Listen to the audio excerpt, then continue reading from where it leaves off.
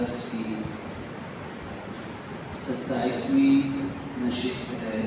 الحمدللہ 26 کم و بیش نشستیں اس حوالے سے ہم سماعت فرما چکے ہیں، اور حضور نبی مکرم صلی اللہ علیہ وآلہ وسلم کی حیات طیبہ، نبوت سے پہلے 40 سال کیسے گزرے اس کا خلاصہ کچھ تفصیلات ہم نے سماعت فرمائی۔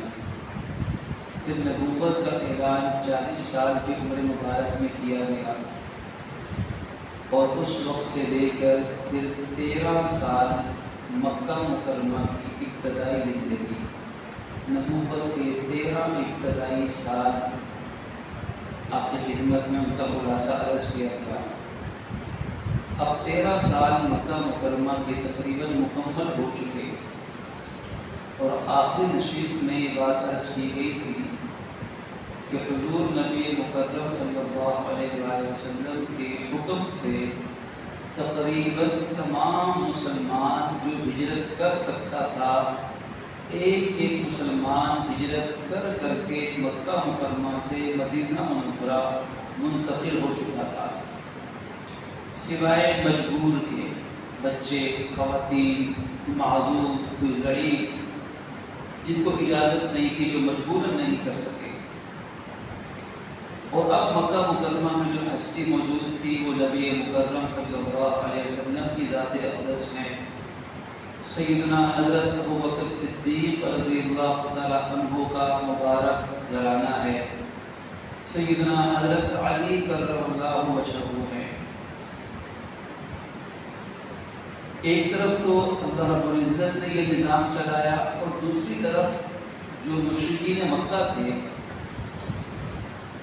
ان کی بھی بڑی گہری نظر تھی حالات پر، چونکہ وہ اپنے زمانے کی سیاست کے شہسوار تھے، جانتے تھے کہ یہ کیا کچھ ہو رہا ہے۔ جب ان کے علم میں یہ ساری باتیں آ گئی، اور 13 نبوی کے حج میں نبی مکرم صلی اللہ علیہ وسلم کے ہاتھ پر 80 کے قریب مسلمانوں نے بیعت بھی کر لی، وہ مدینہ پہنچ بھی گئے، اور مشرکین صرف منہ تکتے رہ گئے، کچھ نہ کر سکے۔ تو اب ان مشرکین کے اندر کا جو دشمنی اور بغض کا لاوا تھا، کہ لاوا بالکل پک کر تیار ہو چکا تھا، اور یہ لاوا بالکل پھٹنے کے لیے تیار تھا۔ یہ جانتے تھے کہ مسلمان ایک ایک کر کے مدینہ پہنچ گئے، مدینے کی سیاسی حیثیت کیا ہے، ساری مکے کی تجارت، طائف کی تجارت مدینہ کے مدعون ملت ہے، تو وہ ہر لحاظ سے غور و فکر کر رہے تھے۔ تو آخر کار اب انہوں نے یہ فیصلہ کیا کہ اب بہت پہلے بہت دیر ہو چکی ہے، اب ہمیں کوئی بڑا قدم اٹھا لینا چاہیے۔ چنانچہ دار الندوہ، یوں کہہ لیں دار الندوہ ایک مقام تھا جہاں یہ سارے مشرکین اکٹھے ہوتے تھے اور اہم چیزوں کے بارے میں فیصلے کرتے تھے۔ یعنی اس زمانے میں مکہ والوں کی ایک پارلیمنٹ ہاؤس تھا آج کی زبان میں۔ یہ تمام مشرکین مکہ اس پارلیمنٹ ہاؤس میں دار الندوہ میں اکٹھے ہوتے ہیں۔ بنو مخزوم، بنو عبد الشمس، بنو اسد، بنو جم، بنو سہم، بنو عبد الدار، بنو نوفل، یہ تقریباً 7-8 بڑے بڑے جو عرب کے اس وقت کے قبائل تھے، ان تمام قبیلوں کے جو سرکردہ سردار تھے، مشرکین مکہ، دشمنان نبی، یہ سب اس دار الندوہ میں اکٹھے ہو گئے، اور آج انہوں نے یہ فیصلہ کیا ہے کہ یہاں سے ہم کوئی حقیقی اور انتہائی قدم اٹھانے کا فیصلہ کریں گے، کیونکہ جانتے تھے کہ مکہ مکرمہ میں پیچھے رہتے ہیں نبی مکرم صلی اللہ علیہ وسلم، اور ان کے ساتھ ان کے چند جانثار سب لوگ چلے گئے ہیں، وہاں جا کے آباد ہو گئے ہیں۔ اگر یہ بھی جاننے میں کامیاب ہو گئے تو پھر ہماری ناکامی کوئی نہیں روک سکتا۔ چنانچہ انہوں نے مشورے کے لیے اجلاس بلا لیا، اکٹھے ہوئے تو دیکھا کہ دروازے پر ایک بوڑھا شخص موجود ہے۔ پوچھا کہ تم کون ہو؟ اس کو کوئی نہیں جانتا تھا، تو اس نے کہا میں نجد کے علاقے سے آیا ہوں، نجدی شیخ ہوں۔ اور روایات میں آتا ہے کہ آپ نے فرمایا یہ ابلیس لعین تھا، ابلیس شیطان انسانی روپ میں آ گیا کیونکہ وہ جانتا تھا کہ یہ ان کا اجلاس کتنا اہم ہے اس وقت۔ اس نے کہا میں نے سنا تھا کہ تم اکٹھے ہو رہے ہو، تو میں چاہتا ہوں کہ تمہاری بات کو سنوں، تم میری بات کو سنو، شاید میں تمہیں کوئی اچھا مشورہ دے دوں۔ اب ان کا اجلاس شروع ہوا، آراء کا تبادلہ ہونا شروع ہوا، تو ایک شخص نے مشورہ دیا کہ ان کو یعنی نبی اکرم صلی اللہ علیہ وسلم کو فدا ہو روحی و جسدی امی و ابی، ان کو مکے سے نکال کر کہیں اور بھیج دیا جائے، یعنی جلا بدلی کی سزا دے دی جائے، شہر بدل کر دیا جائے۔ تو ابلیس بولا کہ نہیں، یہ تمہاری رائے درست نہیں ہے، کیونکہ دیکھو ان کی زبان کتنی میٹھی ہے، ان کا اخلاق کتنا اعلیٰ ہے، ان کی بات میں کتنی تاثیر ہے۔ اگر وہ یہاں سے باہر چلے گئے، کسی اور علاقے میں چلے گئے، تو وہاں تو وہ اپنا کام بہت اچھی طرح کریں گے اور ان کی دعوت پھیل جائے گی اور وہ غالب آ جائیں گے، اس لیے میں تمہاری اس رائے سے اتفاق نہیں کرتا۔ دوسرے شخص بولا کہ میری رائے یہ ہے کہ ان کو کسی گھر کے اندر، کمرے کے اندر، کسی کال کوٹری کے اندر ان کو بند کر دیا جائے، زنجیروں سے باندھ کر ان کو قید کر دیا جائے، اور ان کا وہی حشر ہو معاذ اللہ کہ جو ان سے پہلے بعض لوگوں کا حشر ہوا تھا کہ اندر ہی قید ہوتے ہوتے ہی فوت ہو گئے۔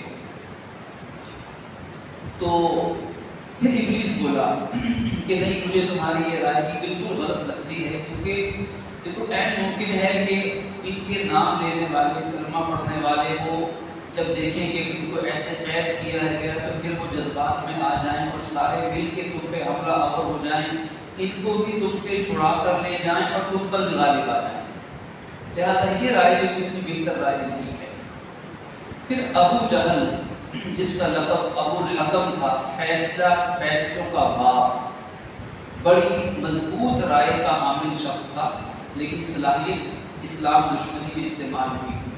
تو ابو الحکم بن ہشام نے کہا، اس نے کہا کہ میرا مشورہ ایک ہے، میں اپنی رائے دیتا ہوں، میری رائے یہ ہے کہ اس وقت عرب کے جتنے سرکردہ قبیلے ہیں، ان قبیلوں میں سے ہر قبیلہ ایک سب سے طاقتور مضبوط نوجوان کو پیش کرے، تمام قبیلوں کے لوگ اکٹھے ہو جائیں اور مل کر حضور نبی اکرم صلی اللہ علیہ وسلم پر، محمد پر حملہ آور ہو جائے۔ اب جب تمام قبیلوں کے لوگ مل کر ان کو قتل کریں گے تو آخرکار کیا ہوگا؟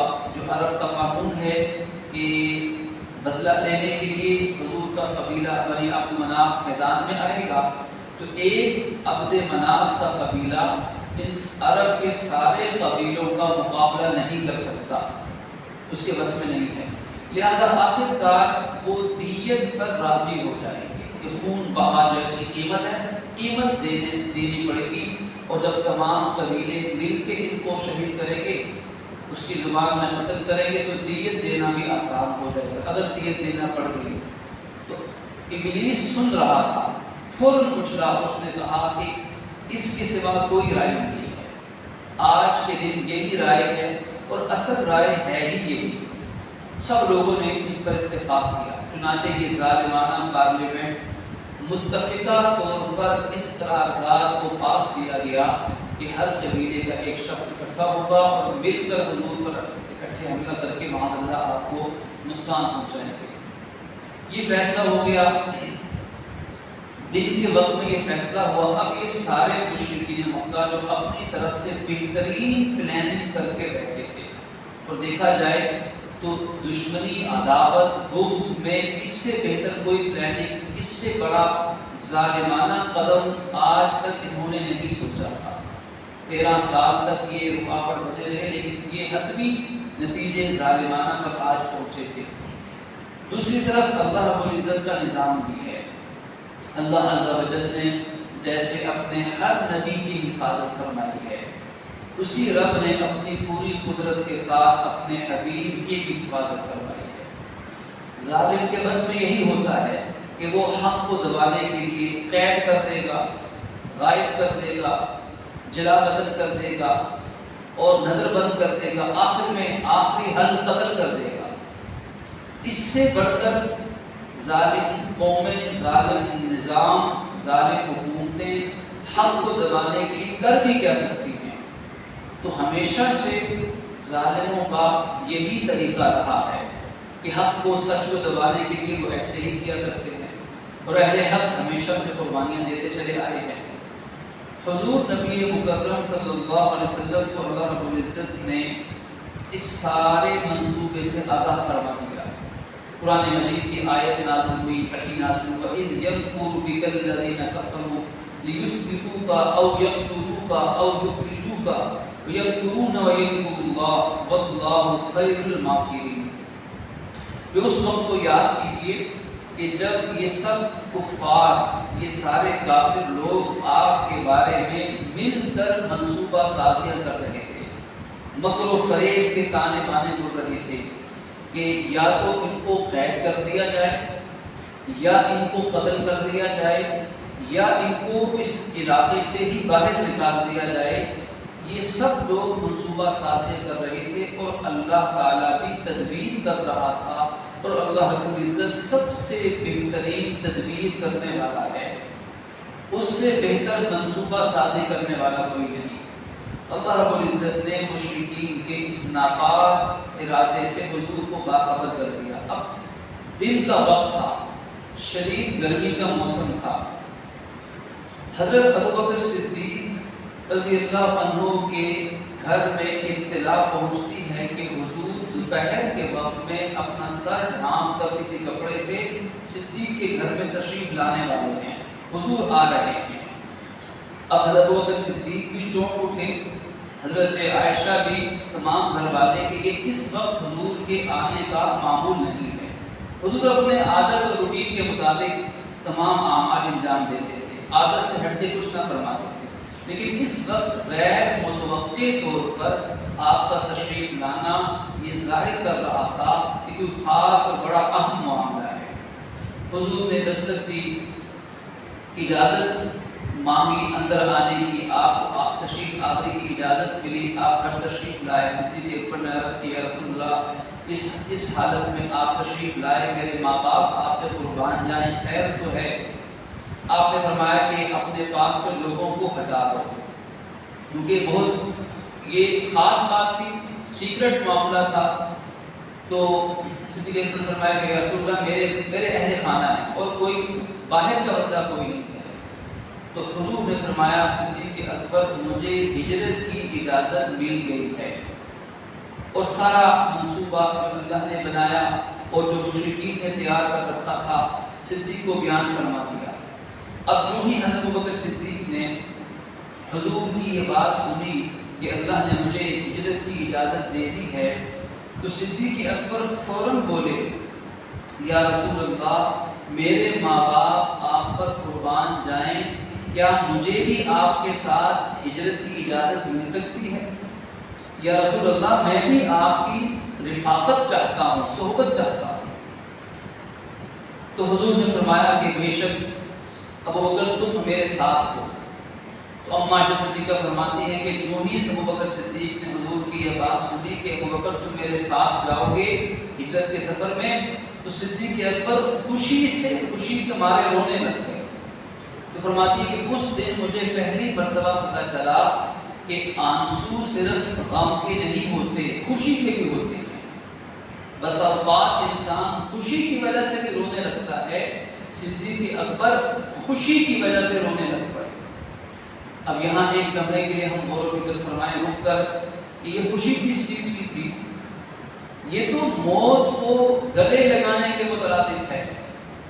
11 قبیلوں کے سارے قاتل، اور ہم کہیں تو غلط نہیں، کرائے کے قاتل، کرائے کے بدماش اور اپنے زمانے کے بدترین ظالم، وہ تلواریں نکال کے تیار ہیں کہ جو ہی موقع ملے گا ان کو شہید کر دیا جائے گا۔ اب یہ ساری سیاسی بصیرت حضرت ابوبکر صدیق کو بھی تو تھی، یعنی حضور کا ساتھ دینے کا مطلب سیدھی موت ہے کہ نہ خود بچیں گے نہ گھر والے بچیں گے، لیکن صدیق اکبر کا گھرانہ ہو اور وہ موت کی پرواہ کر جائے، ایسا نہیں ہو سکتا۔ صدیق اکبر کا گھرانہ ہو اور حضور کو ہجرت کے سفر میں تنہا چھوڑ دیں، ایسا نہیں ہو سکتا کہ حضرت ابوبکر صدیق، ان کی اہلیہ محترمہ، ان کے ماں باپ، ان کی اہل خانہ، ان کے بیٹے، ان کی بیٹیاں، یہ پورا گھرانہ حضور کی محبت سے بنا ہوا تھا۔ حضور نے جب اجازت دی، صدیق اکبر فرمایا یا رسول اللہ میرے ماں باپ آپ پہ قربان جائیں، یہ اونٹنیاں میں نے تیار کی ہوئی ہیں، یہ ان میں سے جس اونٹنی کو آپ چاہیں اس سفر میں سواری کے طور پہ آپ قبول فرما لیں۔ تو حضور کی شفقت اور رحمت دیکھیے، فرمایا کہ نہیں ابوبکر، میں ان میں سے کوئی ایک اونٹنی بھی بغیر معاوضے کے نہیں لوں گا، یعنی میں یہ جانور لے لوں گا لیکن اس کی قیمت دوں گا۔ صدیق اکبر فرمایا یا رسول اللہ جیسے آپ کو مناسب لگے، یعنی صدیق کی اپنی کوئی مرضی نہیں، صدیق کی اپنی ہر خواہش، ہر مرضی حضور کی خواہش میں فنا ہو چکی ہے۔ اسے کہتے ہیں فنا فی الرسول، کہ بالکل نبی کی خواہش میں اپنا تن من دھن خواہش ارادہ سب کچھ فنا کر دینا۔ یا رسول اللہ جیسے آپ مناسب سمجھیں۔ تو حضور نے 400 درہم میں ایک اونٹنی کو خریدا۔ ہمیں صدیقہ فرماتی ہیں کہ صدیق اکبر نے تقریباً 4 مہینے پہلے یہ 2 اونٹنیاں 800 درہم میں خریدی تھی۔ حضور نے ایک اونٹنی خریدی جس کا نام قصبہ یا قصبہ بتایا جاتا ہے، آپ نے ایک اونٹنی 400 درہم لے کے خریدی۔ اب یہاں پر علماء نے ایک نکتہ بیان کیا کہ حضور نبی مکرم صلی اللہ علیہ وسلم نے ساری زندگی صدیق اکبر سے تعاون قبول کیا۔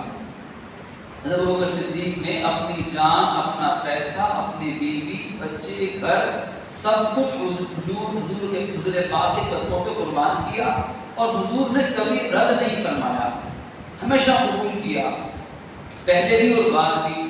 یہ اس موقع پر حضور نے وہ جانور جو صدیق اکبر نے پال رکھے تھے کیوں بغیر معاوضے کے قبول نہ فرمائے؟ حالانکہ صدیق اکبر کے اتنے حضور سے خدمت کا تعلق تھا کہ آپ فرماتے ہیں کہ جس نے اس زندگی میں مجھ پر احسان کیا، میں نے تمام لوگوں کے احسانات کا بدلہ اس دنیا میں چکا دیا سوائے ابوبکر صدیق کے احسانات کے، سب کے احسانات کا بدلہ چکا ہوں، لیکن پھر بھی حضور نے اونٹنی کی قیمت ادا کرنے کو لازم سمجھا۔ اس کا جواب علماء نے یہ بیان فرمایا ہے کہ چونکہ ہجرت ایمان لانے کے بعد اس وقت سب سے افضل ترین عمل تھا، نماز سے، روزے سے، زکوٰۃ سے، حج سے، جہاد سے، ایمان لانے کے بعد سب سے افضل ترین عمل اس وقت ہجرت تھا، اور حضور یہ چاہتے تھے کہ اس ہجرت کے سفر میں اپنا مال خرچ کروں تاکہ مجھے زیادہ ثواب حاصل ہو۔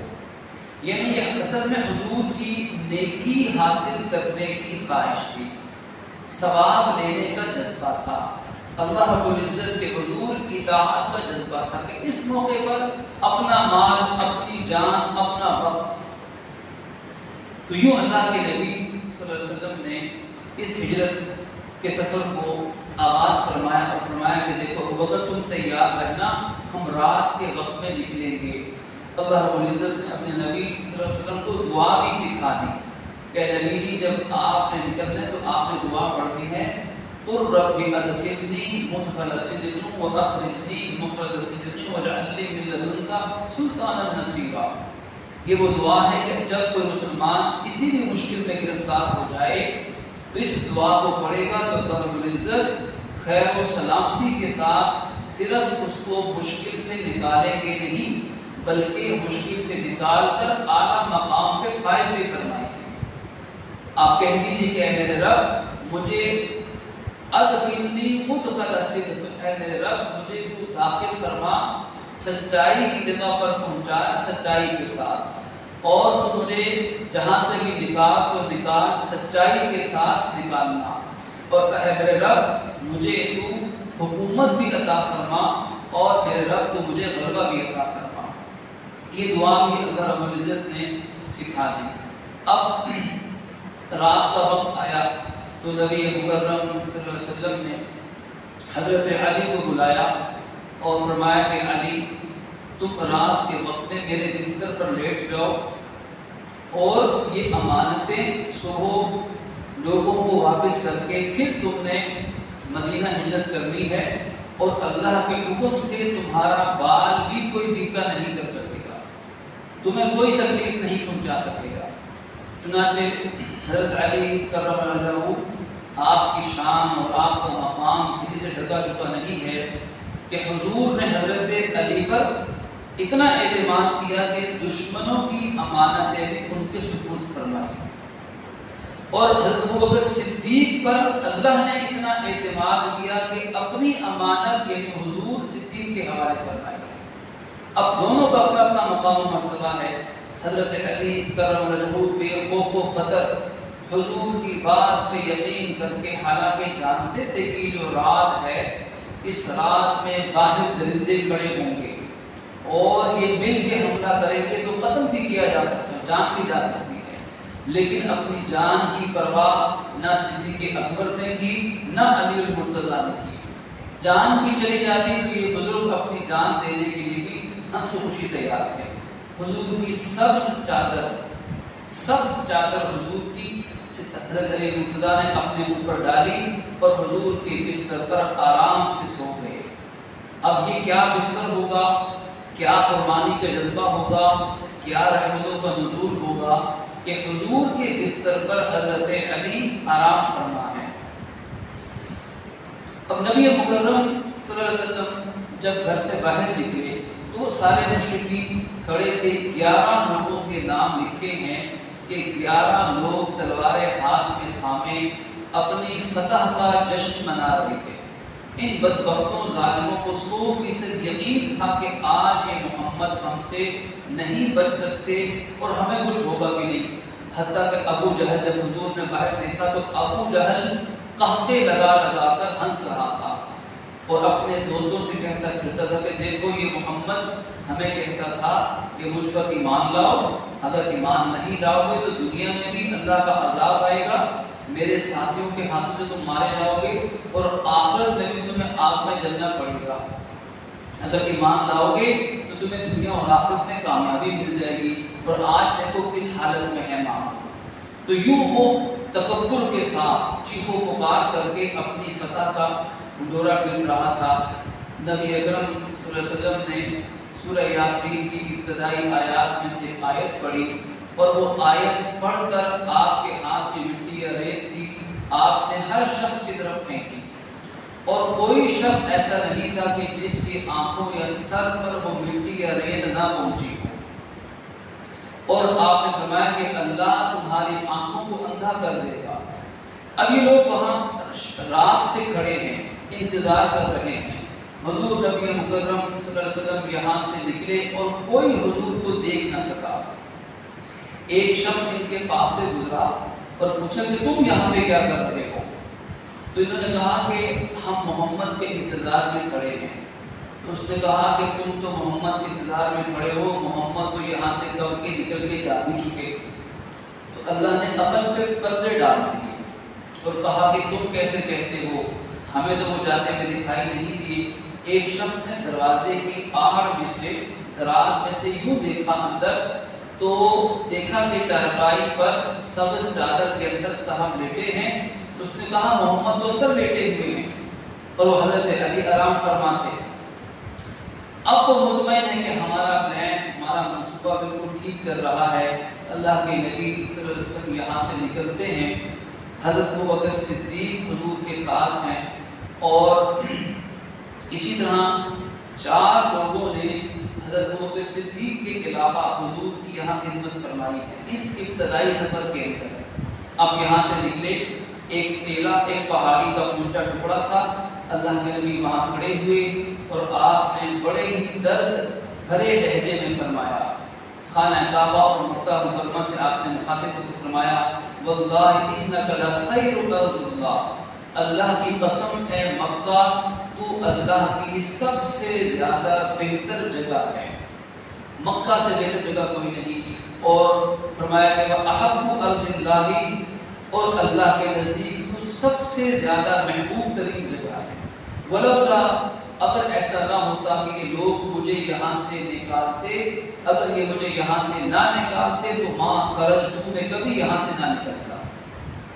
اور دوسری روایت میں یہ الفاظ ملتے ہیں کہ ماں اطیبک من بلد، اے مکہ تو تمام شہروں میں سب سے زیادہ پاکیزہ شہر ہے، اور اللہ کے نزدیک، میرے نزدیک سب سے زیادہ پسندیدہ شہر ہے۔ اگر میری قوم مجھے یہاں سے نہ نکالتی تو میں موت تک اسی شہر میں زندگی بسر کرتا۔ ان الفاظ سے علماء نے یہ مسئلہ مستنبط کیا ہے کہ دنیا کے تمام شہروں میں حتیٰ کہ مدینہ منورہ سے بھی زیادہ افضل سرزمین کو مکہ مکرمہ کی سرزمین ہے، اور اسی پہ علماء کا اجماع بھی ہے۔ اب حضرت ابوبکر صدیق کے ساتھ حضور نکلتے ہیں۔ حضرت ابوبکر صدیق کی بڑی صاحبزادی سیدہ حضرت اسماء بنت ابی بکر رضی اللہ تعالیٰ عنہا نے اس موقع پہ بے مثال خدمت سر انجام دی۔ حضرت ابوبکر صدیق کے غلام حضرت عامر بن فہیرہ رضی اللہ عنہ نے بھی جان ہتھیلی پر رکھ کے خدمت سر انجام دی۔ حضرت ابوبکر صدیق کے بیٹے حضرت عبداللہ ابن ابی بکر یہ بھی جوان نوجوان تھے، جان ہتھیلی پہ رکھ کے خدمت سر انجام دی۔ اور ایک رہبر آپ نے چنے جن کو معاوضہ دیا، ان کا نام عبداللہ ابن قریقط ہے، جن کے بارے میں علماء فرماتے ہیں کہ انہوں نے بعد میں اسلام قبول کیا یا نہیں کیا یا واضح نہیں ہے۔ ان کو اجرت دی گئی، معاوضہ دیا کہ تم ہمیں راستہ بتاؤ، کیونکہ حضور نے راستہ وہ اختیار فرمایا جو عام راستے سے ہٹ کر ایک الگ راستہ تھا۔ آج بھی اگر ہم جو ہے اس ٹریک کو دیکھیں کہ حضور نے مکہ مکرمہ سے مدینہ منورہ جو ہجرت کا راستہ اپنایا تو ہمیں دو راستے دکھائی دیتے ہیں۔ ایک عام راستہ اس زمانے کے اعتبار سے جہاں سے لوگ عام طور پہ تجارتی قافلے اور لوگ سفر کیا کرتے تھے، یہ راستہ تھوڑا آسان راستہ تھا، اور اس کے ساتھ ساتھ پیچ و خم کھاتے ہوئے مشکل راستے، پہاڑی والے راستے، پتھروں والے راستے، آبادیوں سے بالکل الگ راستے۔ اس راستے سے بالکل الگ ہٹ کے جو الگ راستہ تھا اس راستے کو آپ نے اختیار فرمایا۔ وجہ یہ تھی کہ جو ہی جب آپ نے ہجرت فرمائی، جب لوگ رات گزری، صبح ہوئی، تو اب مشرکین مکہ نے جب جا کر دیکھا تو حضرت علی کا چہرہ نظر آیا۔ حضرت علی کرم اللہ تو خوب غصہ آیا، سٹ پٹائے اور اپنی عقل پہ ماتم کیا کہ یہ کیا ہو گیا۔ حضرت علی سے پوچھا کہ محمد کہاں ہے، تو آپ نے فرمایا کہ مجھے نہیں معلوم کہ اس وقت وہ کہاں ہے۔ اب ابو جہل نے اور تمام لوگوں نے اب ہر طرف اپنے بندے دوڑا دیے اور اعلانات کیے گئے کہ جو بھی حضور کو یا ابوبکر صدیق کو زندہ یا معاذ اللہ فوت شدہ حالت میں لے کر آئے گا تو اس کو 100 اونٹوں کا انعام دیا جائے گا۔ تو جتنے لوگ تھے جس کے بس میں تھا، ہر ایک چاروں طرف لوگ بکھر کے پھیل گئے اور تلاش میں لگے۔ تو حضور نے پہلے 3 دن تو ہمارے سور کے اندر پڑاؤ ڈالا، اور اس کے بعد جب وہاں سے نکلے تو راستہ تبدیل کر کے آپ مدینہ منورہ پہنچے۔ باقی ساری تفصیلات انشاءاللہ آئندہ نشست میں ہمارے نبی مکرم صلی اللہ علیہ وسلم کی یہ ہجرت وہ کائنات کی عجیب اور وہ کائنات کی بڑی قربانی والی ہجرت تھی جس کی مثال اس رہتی دنیا میں کوئی پیش نہیں کر سکتا، اور یقیناً یہ ساری قربانی آپ کی دین کی خاطر تھی، اپنی امت کی خاطر تھی، امت تک کلمہ اور ایمان پہنچانے کی خاطر تھی۔ دعا ہو کہ اللہ رب العزت ہمیں اپنے حبیب صلی اللہ علیہ وسلم کی ان قربانیوں کی لاج رکھنے کی توفیق دے، اور آپ کی محبت اور آپ کی اطاعت سے ہمیں زندگی پر پیرا فرمائے۔ وآخر دعوانا الحمد للہ رب العالمین۔